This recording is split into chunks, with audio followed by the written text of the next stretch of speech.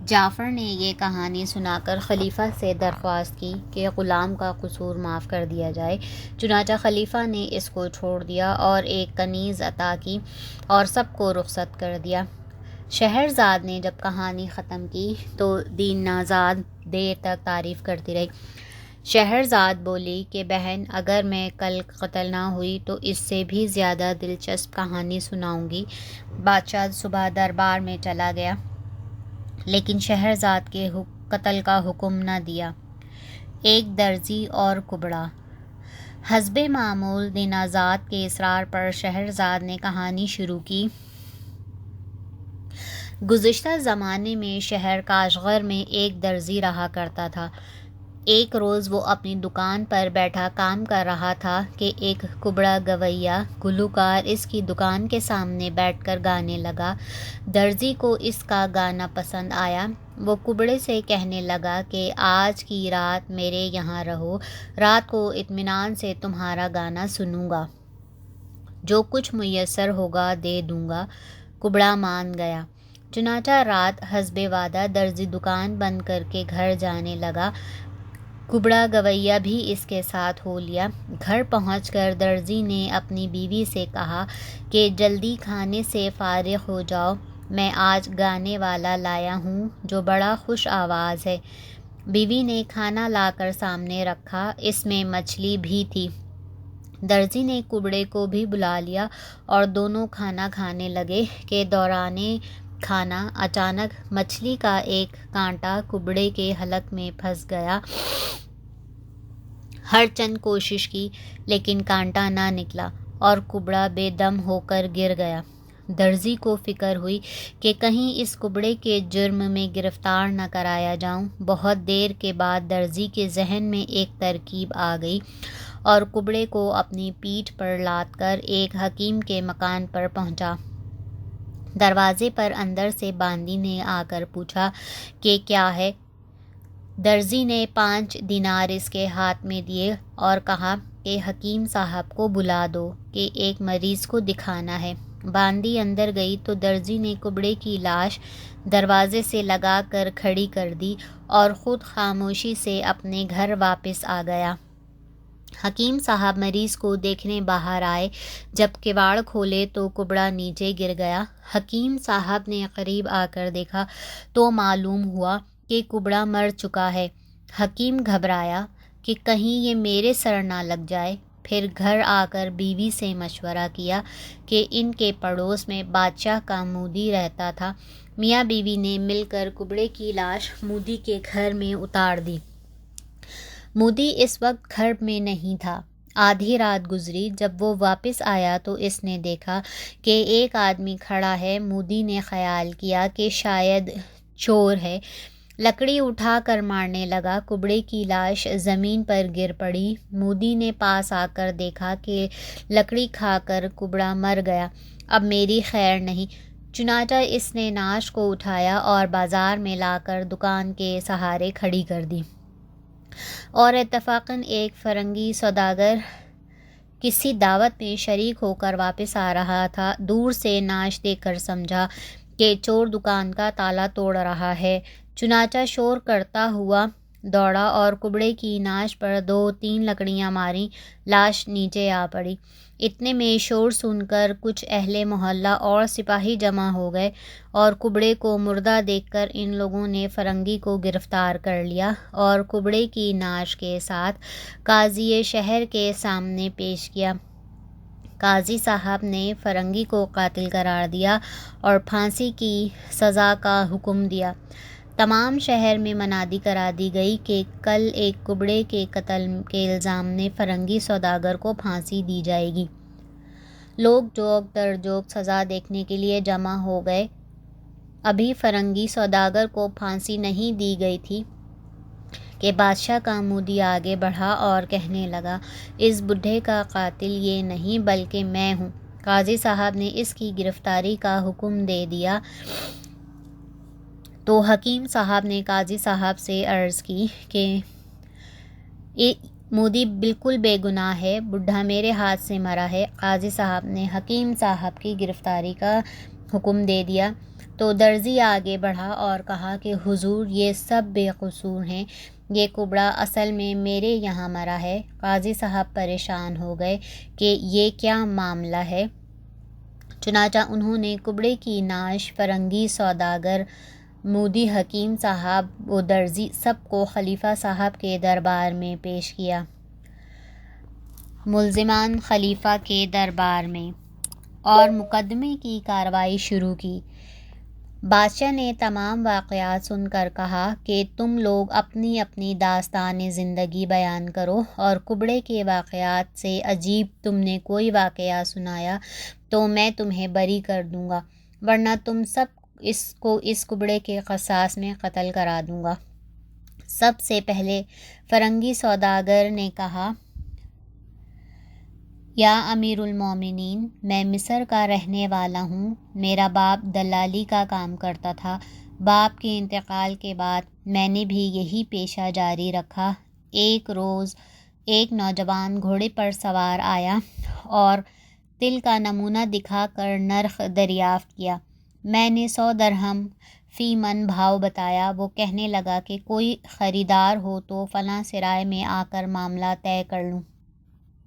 اس کے جانے کے بعد میں نے ایک سوداگروں سے 110 درہم فی من کے حساب سے معاملہ طے کر لیا اور ان کو لے کر سرائے میں پہنچا۔ کل مال خرید لیا، جس کی قیمت تقریباً 20,000 درہم اس نوجوان کو دے دی۔ اس نے 1.5 درہم مجھے دیا اور باقی رقم بھی میرے پاس امانت رکھوا دی کہ جب ضرورت ہوگی لے لوں گا۔ اس کے بعد ایک مدت تک وہ مجھے نہیں ملا۔ ایک روز بازار میں ملاقات ہوئی تو میں نے اس سے تقاضا کیا کہ اپنی امانت لے جاؤ، لیکن اس نے ٹال دیا۔ اس کے بعد پھر 1 سال تک مجھے اس کی صورت نظر نہیں آئی۔ اس کے بعد اچانک میں نے دیکھا کہ وہ نہایت عمدہ لباس پہنے ہوئے گھوڑے پر سوار کہیں جا رہا تھا۔ بڑے اصرار کے ساتھ میں اسے اپنے گھر لایا اور جو کچھ میسر تھا کھانے کے لیے پیش کیا، لیکن میرے تعجب کی کوئی حد نہیں رہی جب میں نے دیکھا کہ وہ بائیں ہاتھ سے کھانا کھا رہا ہے۔ وجہ دریافت کی تو اس نے آستین سے اپنا ہاتھ نکال کر دکھایا جو کٹا ہوا تھا، اور پھر اپنا قصہ بیان کیا جو کہ یوں ہے۔ میرا باپ بغداد کا مشہور سوداگر تھا۔ مجھے بچپن سے مصر دیکھنے کا بہت شوق تھا، لیکن کبھی اس طرف آنے کا موقع نہ ملا۔ آخر میرے والد کا انتقال ہو گیا۔ میں نے اپنی کل جائیداد فروخت کر دی اور بہترین کپڑا خرید کر مصر روانہ ہو گیا۔ بعد قطع منازل کے قاہرہ پہنچا اور مسرور پاشا کی سرائے میں قیام کیا۔ صبح کو میں نے اپنا مال بازار میں دکھایا، جسے لوگوں نے بہت زیادہ پسند کیا۔ میں روزانہ کچھ مال بازار لے جاتا اور اس کو فروخت کر کے باقی دن سیر و تفریح میں گزارتا۔ ایک روز ایک دلال میرے پاس آیا اور کہنے لگا، اس طرح مال فروخت کرنے میں منافع بھی کم ہوگا اور وقت بھی زیادہ لگے گا۔ بہتر یہ ہے کہ آپ مختلف بڑی دکانوں پر اپنا مال رکھوا دیجیے اور ان سے تحریر کرا لیجیے، اور آپ کے مقررہ قیمت پر مال فروخت ہوتا رہے گا، اور آپ ہفتے میں 2 بار جا کر روپیہ وصول کر لیا کریں۔ مجھے یہ رائے پسند آئی اور میں نے اپنا کل مال بڑی بڑی دکانوں پر رکھوا دیا۔ ایک روز میں بازار میں روپیہ وصول کرنے کے لیے گیا اور ایک دکان پر بیٹھا ہوا تھا کہ ایک بہت ہی حسین نوجوان عورت کپڑا لینے آئی، اور اس کی صورت دیکھتے ہی میں اپنے ہوش و حواس کھو بیٹھا۔ بزاز نے میرے لائے ہوئے تھانوں میں سے ایک تھان دکھایا جسے اس نے پسند کیا اور کہنے لگی کہ اس کی قیمت بھیج دوں گی۔ دکاندار نے میری طرف اشارہ کر کے بولا، یہ ان کا مال ہے، میں کچھ نہیں کہہ سکتا۔ عورت نے غصے میں آ کر مال پھینک دیا اور یہ کہتی ہوئی چل دی کہ تم بڑے بدلحاظ ہو، جبکہ اپنے ایک پرانے گاہک کا بھی خیال نہیں رکھتے۔ میں اس کی ادا پر ٹوٹ گیا اور آواز دے کر اس کو بلایا اور تھان پیش کر کے کہا، آپ کو اختیار ہے، چاہے قیمت بھیجیں یا نہ بھیجیں۔ وہ عورت تھان لے کر گئی۔ میں نے بزاز کی طرف متوجہ ہو کر کہا کہ تم اس تھان کی قیمت اور منافع کی رسید مجھ سے لے لو۔ اس کے بعد میں نے عورت کا حال دریافت کیا۔ تو وہ کہنے لگا کہ میں صرف اتنا جانتا ہوں کہ یہ قاہرہ کی ایک امیر عورت ہے اور کبھی کبھی میرے یہاں کپڑا لینے آتی ہے۔ میں وہاں سے اٹھ کر سرائے میں چلا گیا، لیکن رات بھر گرمی عشق کی وجہ سے دل بے تاب رہا اور میں اچھی طرح سے سو نہ سکا۔ اگلے روز میں پھر اسی دکان پر پہنچا۔ تھوڑی دیر کے بعد وہ عورت اپنی کنیزوں کے ساتھ آئی اور کل والے تھان کی قیمت ادا کی۔ میں نے کہا کہ قیمت کی کوئی اتنی جلدی نہیں تھی، پھر کسی وقت بھیج دیجیے گا۔ اس پر وہ کہنے لگی کہ آدمی کو اپنا وعدہ ہمیشہ پورا کرنا چاہیے۔ اس کے بعد ادھر ادھر کی باتیں شروع ہو گئیں اور دوران گفتگو میں نے اپنی محبت کا اظہار بھی کر دیا۔ یہ سنتے ہی وہ وہاں سے اٹھ کر چلی گئی۔ میں بھی بے تاب دل سے مجبور ہو کر اس کے پیچھے پیچھے چلنے لگا۔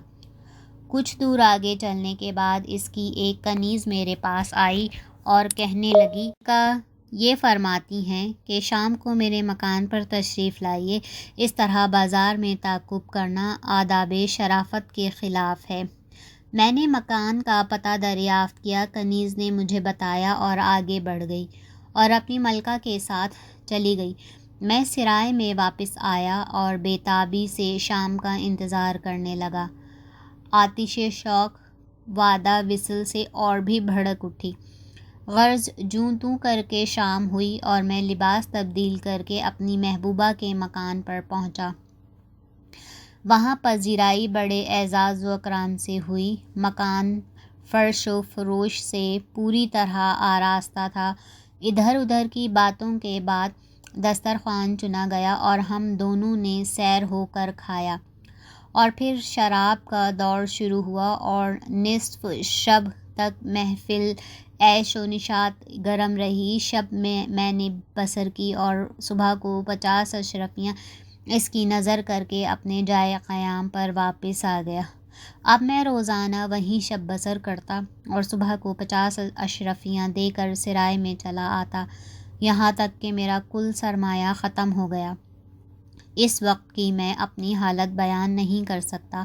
ایک طرف جیب خالی تھی اور دوسری طرف دل بے چین۔ خالی ہاتھ جاتے ہوئے شرم آتی تھی، لیکن بالآخر دل کے تقاضے سے مجبور ہو کر میں اس مکان کی طرف روانہ ہوا۔ راستے میں ایک جگہ کچھ لوگ اکٹھے تھے، میں بھی دریافت حال کے لیے ان میں گھس گیا۔ اس ہجوم میں ایک آدمی کی جیب مجھے وزنی معلوم ہوئی اور میں نے اس کی جیب میں ہاتھ ڈالا، لیکن اس سے بیشتر کہ میں کچھ نکال سکتا اس نے میرا ہاتھ پکڑ لیا اور چور چور کہہ کر شور مچا دیا۔ پھر مجھے گرفتار کر کے قاضی کے سامنے پیش کیا گیا۔ میں نے اقرار جرم کر لیا، چنانچہ میرا دایاں ہاتھ کاٹ دیا گیا۔ میری بے کسی پر اس شخص کو رحم آ گیا۔ اگلے روز میں اپنی محبوبہ کے مکان پر گیا۔ میری اداسی دیکھ کر وہ حال دریافت کرنے لگی۔ میں نے اس وقت تو بہانہ کر کے ٹال دیا، لیکن آخر کو شب میں اس نے میرا کٹا ہوا ہاتھ دیکھ کر اصل معاملے کو سمجھ لیا۔ صبح چلنے لگا تو میرا ہاتھ پکڑ کر کہنے لگی کہ اب کہاں جاؤ گے؟ میں نے کہا کہ سرائے میں۔ وہ بولی کہ میں سب کچھ سمجھ چکی ہوں، تم نے محبت کا ایسا ثبوت دیا ہے کہ جس کی نظیر نہیں مل سکتی۔ اب میری باری ہے کہ تم سے زندگی بھر جدا نہیں ہونا چاہتی۔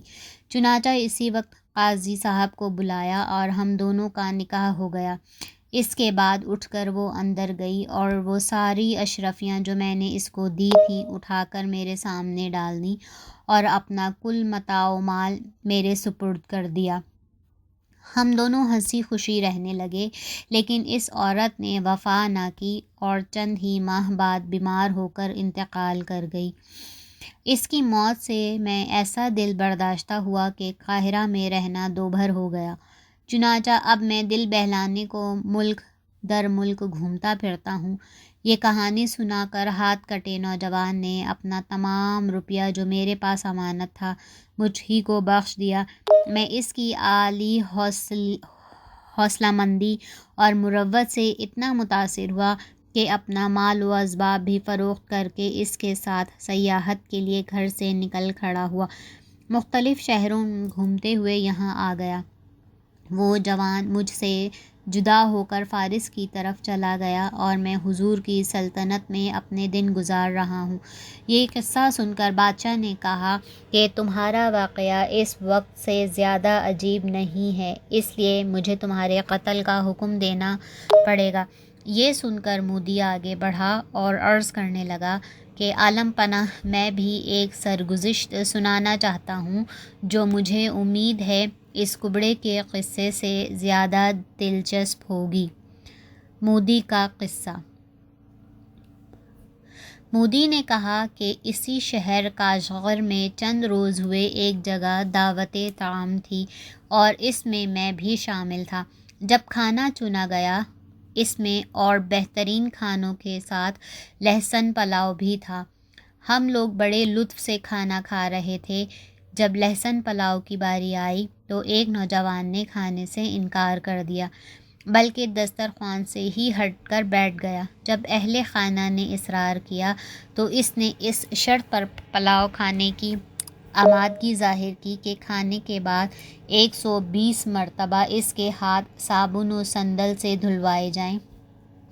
ہم سب متعجب ہوئے تھے کہ وہ نوجوان اپنے ہاتھ دکھلا کر کہنے لگا کہ حضرت، اس پلاؤ کی بدولت میں اپنے انگوٹھے کھو بیٹھا ہوں، اور واقعی اس کے انگوٹھے کٹے ہوئے تھے۔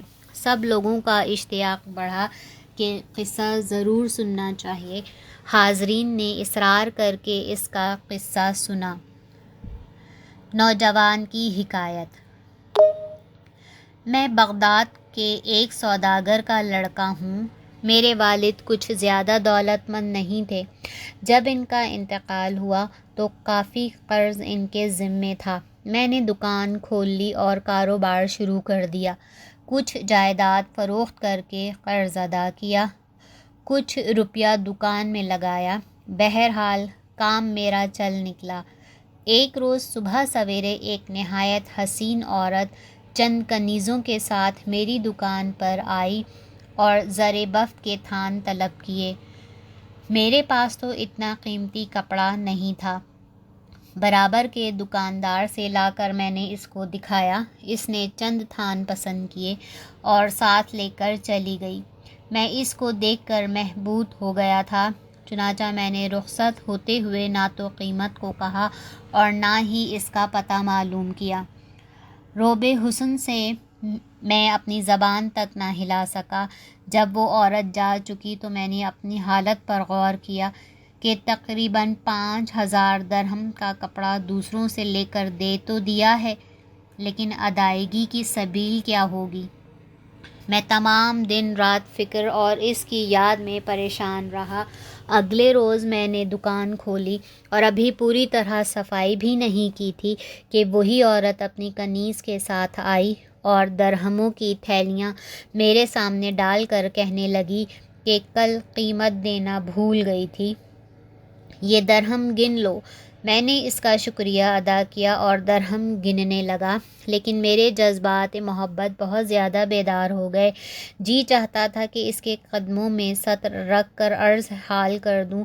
درہم گنتے وقت میں برابر حیران کن آنکھوں سے اس کے رخ تاباں کی بلائیں لے رہا تھا اور بار بار میرے حواس بہک جاتے تھے۔ غالباً وہ میری کیفیت کو سمجھ گئی تھی، کیونکہ وہ خاموش بیٹھی ہوئی میری حرکات پر مسکرا رہی تھی۔